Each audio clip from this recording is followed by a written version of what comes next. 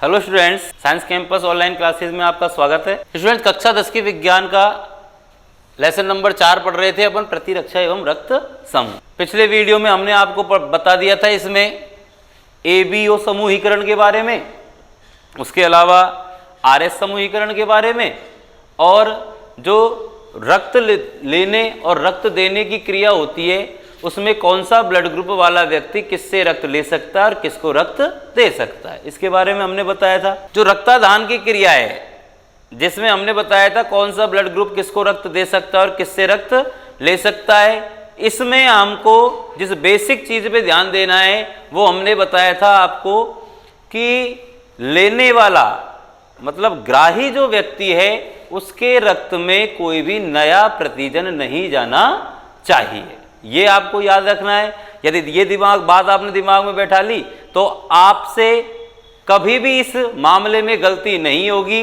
कि किस blood group वाला व्यक्ति का रक्त किसको चढ़ाया जा सकता है और वो किस किस से रक्त ले सकता है। कौन सी चीज याद रखनी है आपको कि ग्राही के रक्त में कोई भी नया प्रतिजन जो उसके पास है ना, उसके अलावा कोई एक्स्ट्रा या नया प्रतिजन उसके रक्त में नहीं पहुंचना चाहिए।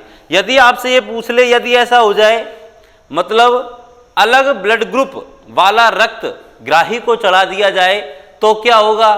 तो सीधी सी बात है स्टूडेंट्स, यदि भिन्न भिन्न रक्त वर्ग या ब्लड ग्रुप वाला रक्त किसी ग्राही को चढ़ा दिया जाएगा तो जो नया प्रतिजन उस ग्राही के अंदर पहुंचेगा उससे उसके रक्त में या उसके शरीर में प्रतिरक्षी बनेंगे, उसके विरुद्ध वो प्रतिरक्षी और प्रतिजनों के साथ क्रिया करेंगे, रक्त लयनता हो जाएगी जिसके कारण ग्राही की क्या हो जाएगी? मृत्यु हो जाएगी। तो याद रखना है आपको, कभी भी रक्तदान की जो प्रक्रिया होती है उसमें कभी भी ग्राही को कोई अन्य ब्लड नहीं चढ़ाया जाता है। क्यों? क्योंकि यदि ऐसा होगा तो ग्राही की मृत्यु हो जाएगी। कारण क्या है? ग्राही के शरीर में नया प्रतिजन पहुंचेगा तो उसके विरुद्ध प्रतिरक्षी बनेंगे, वो बनने वाले प्रतिरक्षी उन प्रतिजनों के साथ क्रिया करेंगे, रक्त समूहन की क्रिया होगी, रक्त लयनता उत्पन्न हो जाएगी जिसके कारण ग्राही की मृत्यु हो जाएगी। तो एक चीज तो इसमें ये कि ग्राही जो है या जो रक्तदान की प्रक्रिया है उसमें ब्लड ग्रुप की मैचिंग क्यों की जाती है, यदि मैच नहीं करेंगे तो क्या हो जाएगा।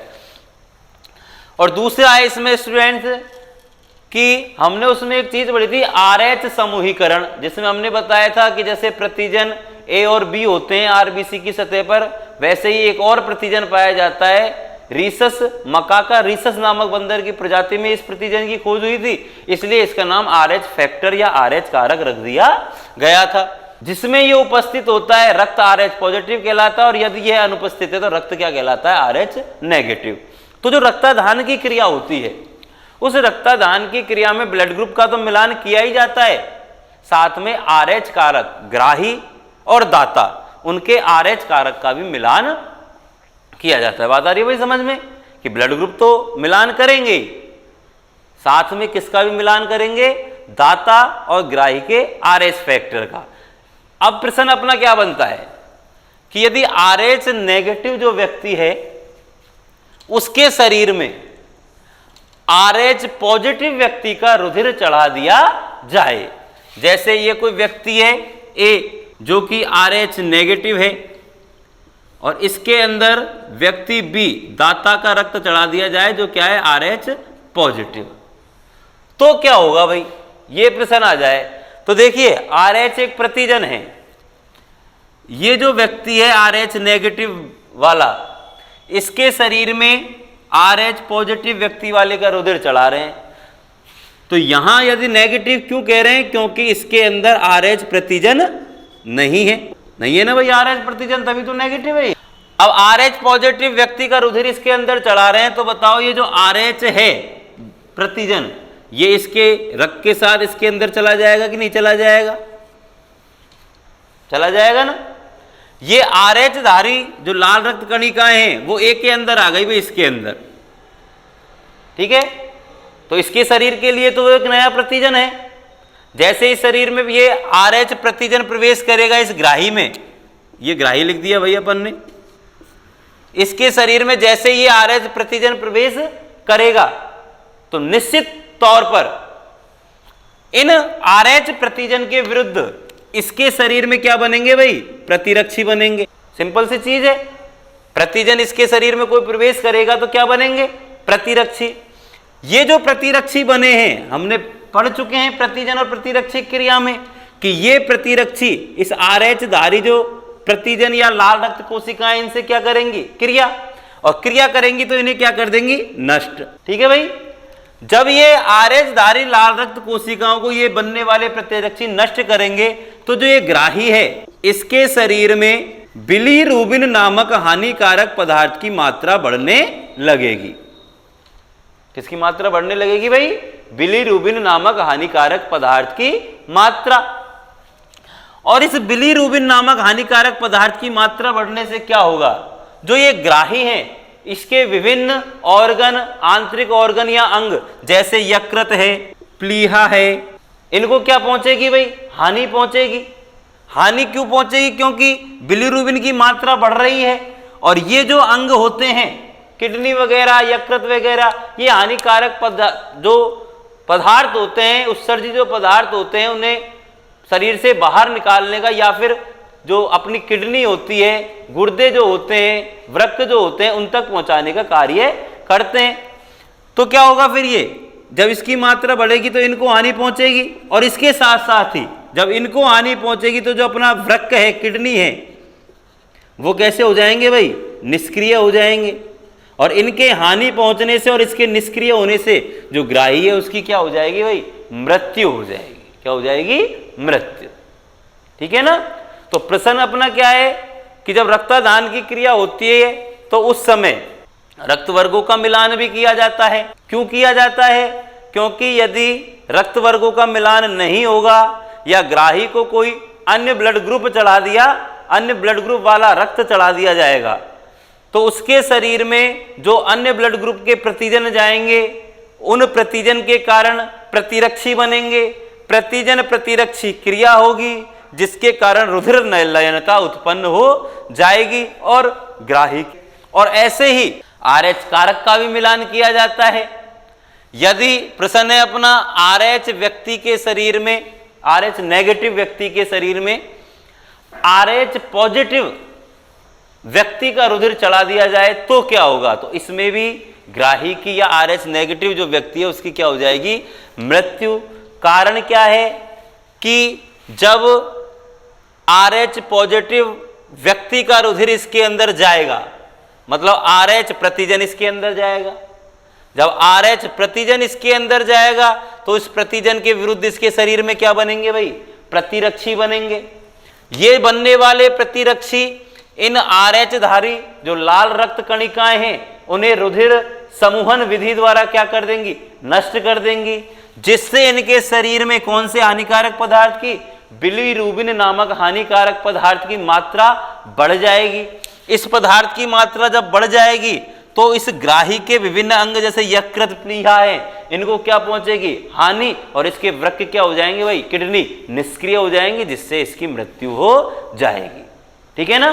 तो RH अनियमितता का ये प्रश्न किससे जुड़ा हुआ है? अपने RH अनियमितता, या फिर इसे अपन कह सकते हैं RH बेजोड़ता का क्या प्रभाव पड़ता है? एक उदाहरण दीजिए।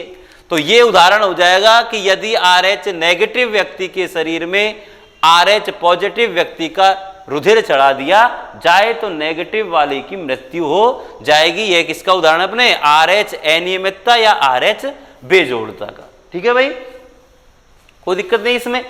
अब देखिए RH अनियमितता या RH बेजोड़ता जो है इससे संबंधित एक रोग पढ़ेंगे देखो अपन, और वह रोग है भाई स्टूडेंट्स गर्भ रक्ताणु कोरकता रोग। कौन सा रोग है भाई? गर्भ रक्ताणु कोरकता रोग। इसे बोलते हैं अपन यूटेरिन कोरोनरी।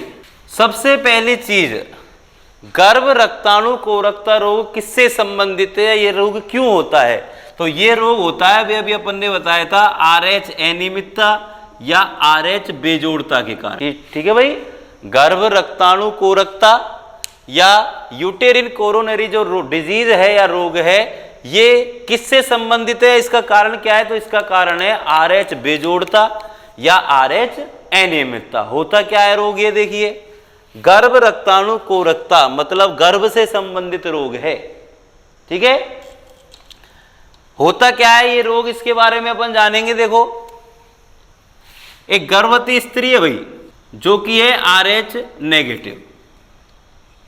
ठीक है, जैसे अपन ये बना लेते हैं। देखो, एक गर्भवती स्त्री का हल्का सा रफली डायग्राम।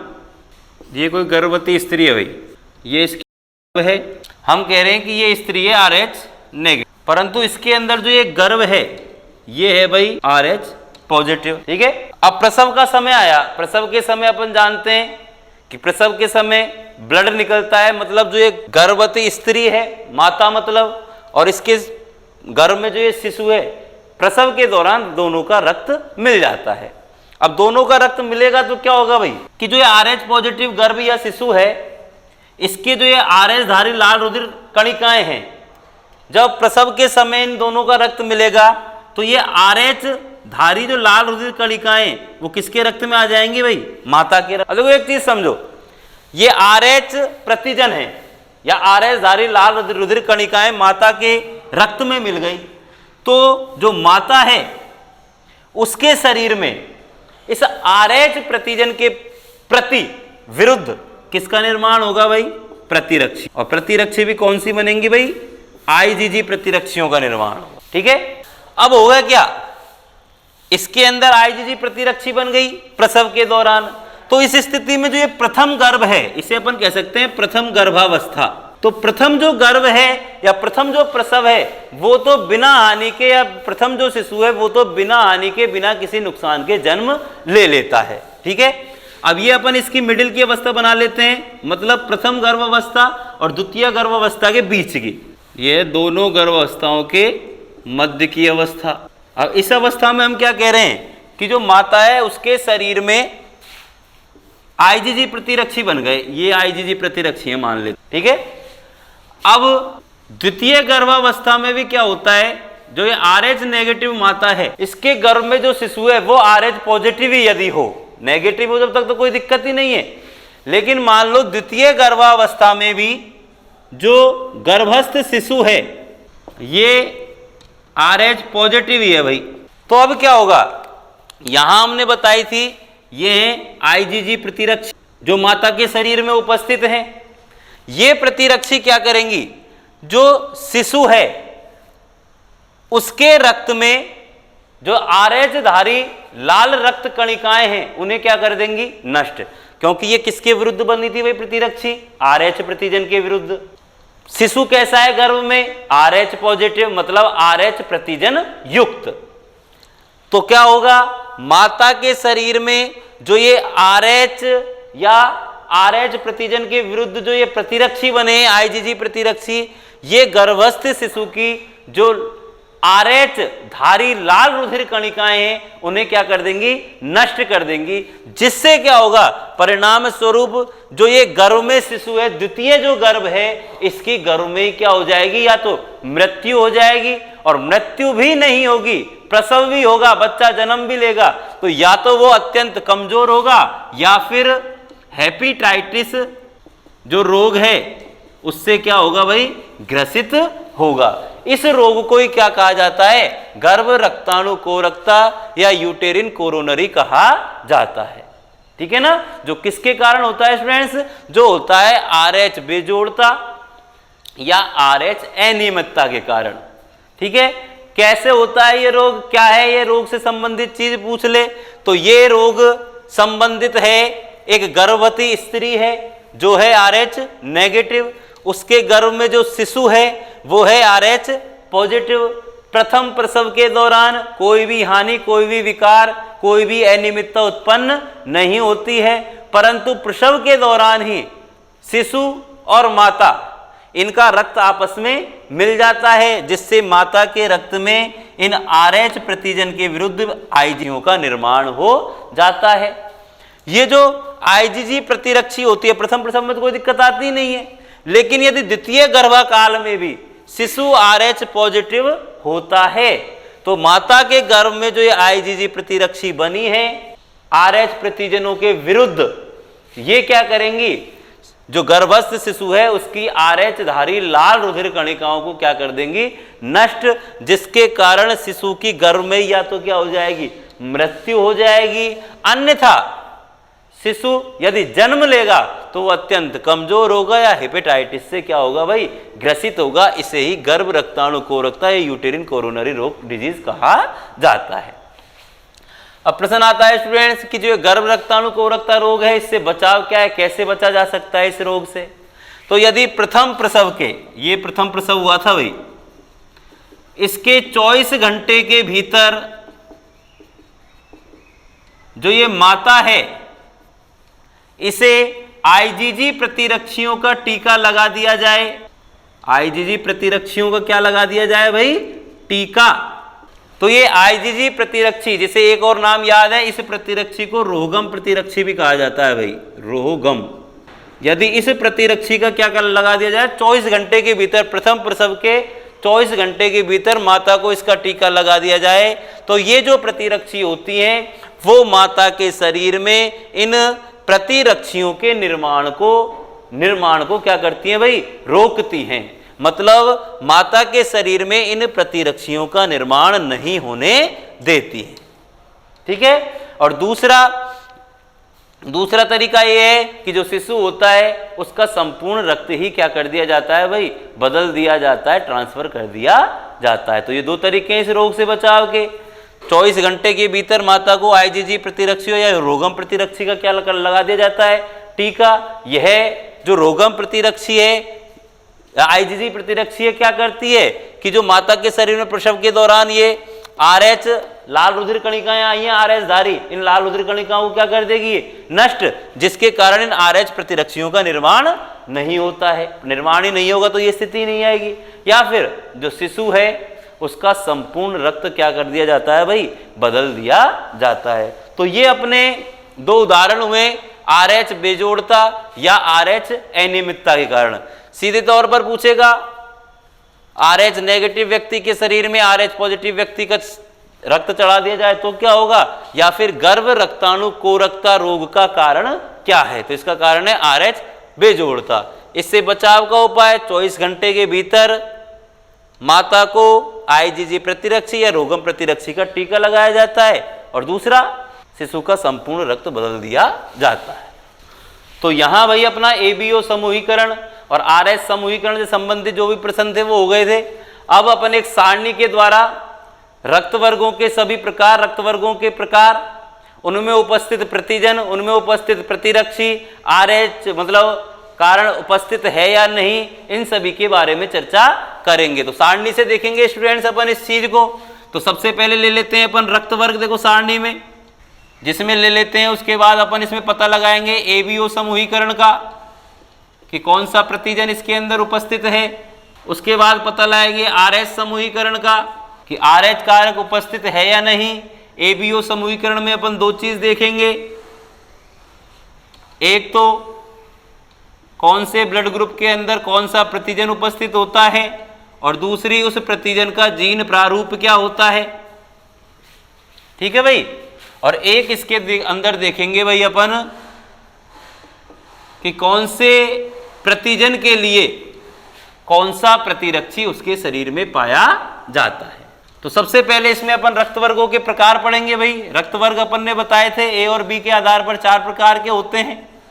उसके बाद आरएच कारक की खोज हो गई थी, जिसमें होता है उसे पॉजिटिव, नहीं होता जिसमें नेगेटिव। तो उसके आधार पर अब अपन देखेंगे जो ये रक्त वर्ग होते हैं उन्हें अपन 8 भागों में बांट सकते हैं। होते तो 4 ही प्रकार के हैं, ध्यान रखना तुम। अब 8 भाग कौन कौन से बन सकते हैं, देखिए इसके A positive, A negative, B positive, B negative, A B positive, A B negative, इसके अलावा ओ पॉजिटिव और ओ नेगेटिव है। तो 4 ही प्रकार, लेकिन उन 4 को भी कितने भागों में बांट दिया अपन ने, पॉजिटिव और नेगेटिव बना के भाई 8 भागों में। अब देखिए यहां अपन को रक्त वर्ग देख के उसके अंदर उपस्थित प्रतिजन, उसका जीन प्रारूप, आरएच समूहीकरण और प्रतिरक्षी के बारे में चर्चा करनी है।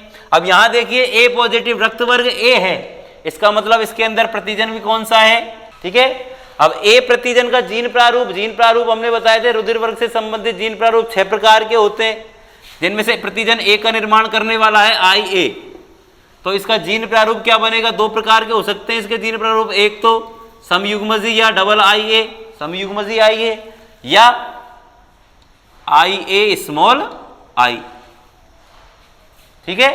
अब यहां देखिए पॉजिटिव लग रहा है, इसके मतलब आरएच कारक क्या है और प्रतिरक्षी कौन सा होगा भाई इस ब्लड ग्रुप वाले व्यक्ति के अंदर। तो जो प्रतिजन पाया जाता है आरबीसी की सतह पर रक्त के प्लाज्मा में, उसका उल्टा क्या पाया जाता है भाई, प्रतिरक्षी। अब प्रतिजन ए है तो इसका उल्टा याद रखना है अपन को, प्रतिरक्षी होगा एंटी बी। प्रतिजन ए का उल्टा प्रतिरक्षी क्या होता है भाई, एंटी बी, ठीक है। अब ए नेगेटिव पे आते हैं, तो नेगेटिव ए है तो प्रतिजन तो कौन सा होगा, यही होगा ए।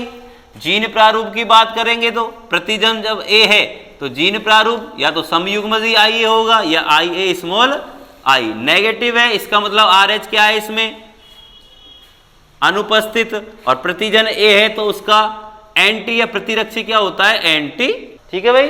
बिल्कुल सिंपल सी चीज है, अपन को कुछ भी याद रखने की जरूरत नहीं है इसमें। ब्लड ग्रुप के आधार पर अपन सबका डिसाइड कर सकते हैं, आगे वाले जितने भी कॉलम है उनकी पूर्ति कर सकते हैं।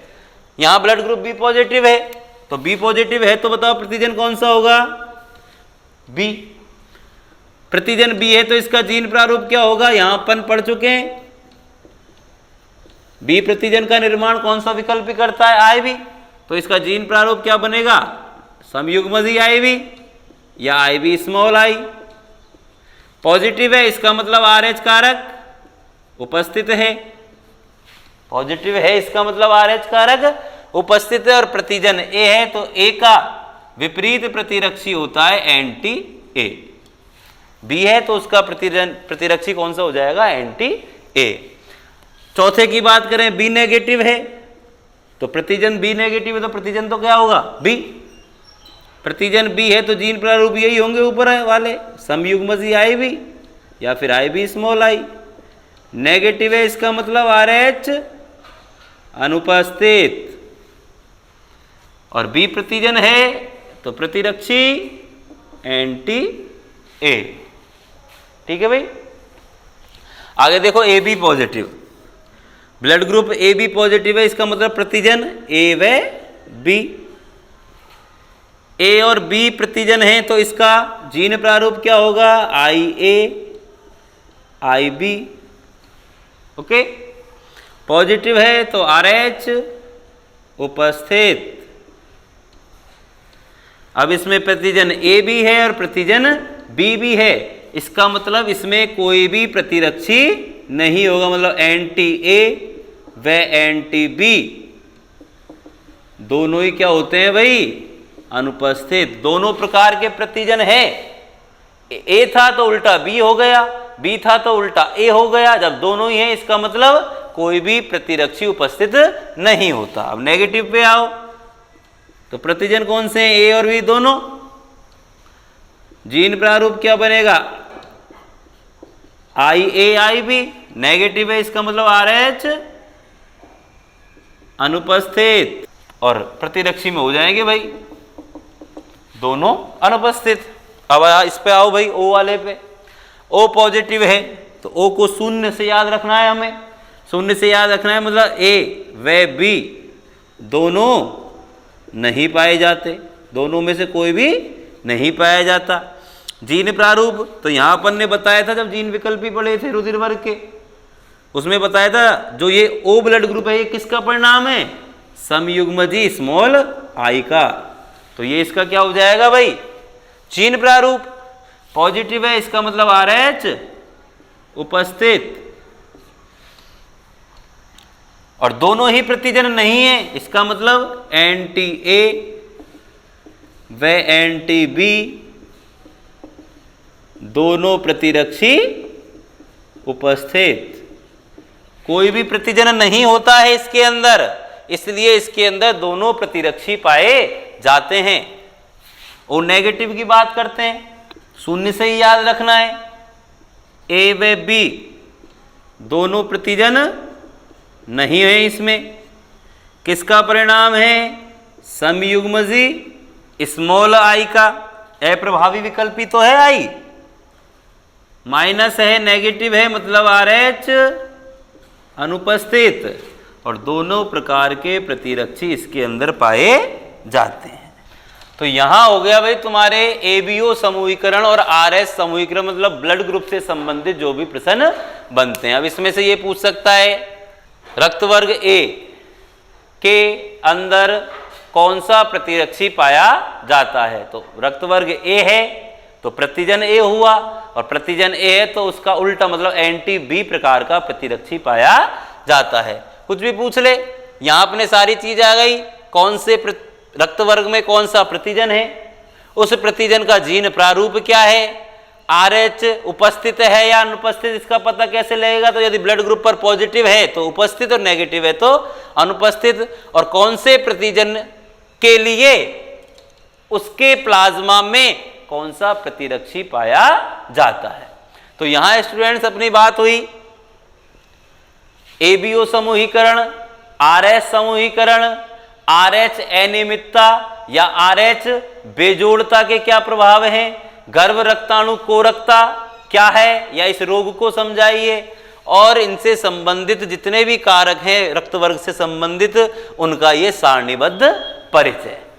स्टूडेंट्स पाठ के अगले वीडियो में हम चर्चा करेंगे रक्ताधान ब्लड ट्रांसफ्यूजन की प्रक्रिया का, कि जो रक्ताधान होता है थोड़ा बहुत अपन बता चुके हैं। रक्तादान की प्रक्रिया होती क्या है, सबसे पहले किसने रक्ताधान के बारे में बताया था, रक्ताधान की आवश्यकता क्यों होती है, किस प्रकार यह कितने चरणों में प्रक्रिया संपन्न होती है, इसके अलावा रक्तादान की प्रक्रिया के समय कौन कौन सी सावधानियां बरती जाती हैं, और यदि उन सावधानियों को नहीं बरता जाए तो असावधानी बरतने पर शरीर पर कौन से प्रभाव पड़ते हैं। कुल मिला के ब्लड ट्रांसफ्यूजन या रक्तदान की चर्चा करेंगे स्टूडेंट्स हम पाठ के अगले वीडियो में। वीडियो यदि पसंद आए तो लाइक करो, शेयर करो, सब्सक्राइब करो। धन्यवाद।